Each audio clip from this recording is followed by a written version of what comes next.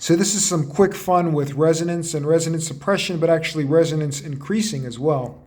So I have a drum loop, and through the drum loop, I simply analyze the targets by playing the drum loop and then selecting Analyze Target. And then once that's done, I press Analyze Target again to stop the recording process of the analysis. And then from there, I can choose Remove Resonances. And what that did is, it creates by default certain parameters that I identified as resonant.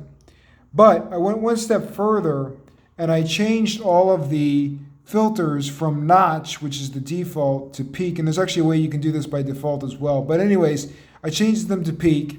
And once I change them to peak, it enables the additional parameters for that filter band. So from that, instead of using gain, which is also another default, so that it changes the gain up and down, what we do is we choose dynamics. And so when you do that, it's going to attenuate the signal.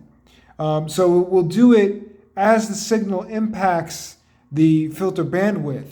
So automatically, all of these are already set up to identify the correct resonance buildup.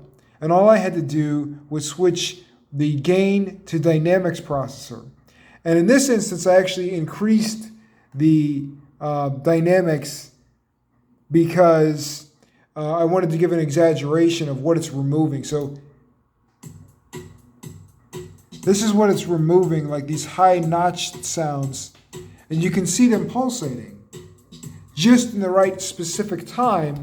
So this creates a cool capability for rhythmic accent. Now, if I wanted to go in the opposite direction, I simply change the dynamics processor from plus 24 to minus 24 in each of those filter bandwidths. All right, so I do that, and we're back to the normal sound, but I also have to lower this a little bit. Okay, so the normal sound is this.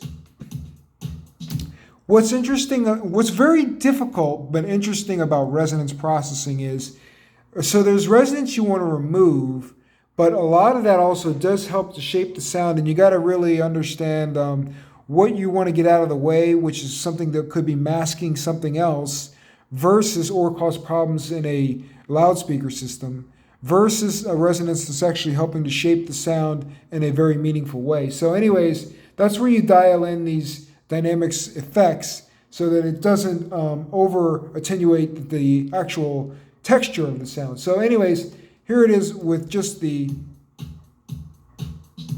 that's the dynamics processing. Those cue cuts are happening precisely when the specific regions of those bands are hitting that spectrum. So that's what makes this a cooler process than just having them on all the time, because if I don't want that to always be sounding like that throughout the entire piece, throughout the entire spectrum of the piece, then that's where the dynamics processing comes into play, because the dynamics processing means that it won't engage that filtration unless a certain dynamic range is breached. So, and that's also set up within the actual limiter itself, which is this whole deal. It's a dynamics processor, they're calling it. So you set the attack and the transient and the release and blah, blah, blah, the usual suspects.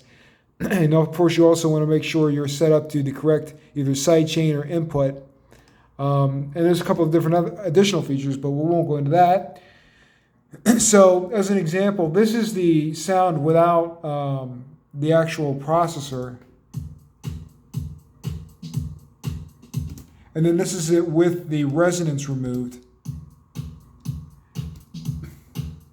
So you should hear something that sounds very similar. And that's part of the pain in the neck with resonance.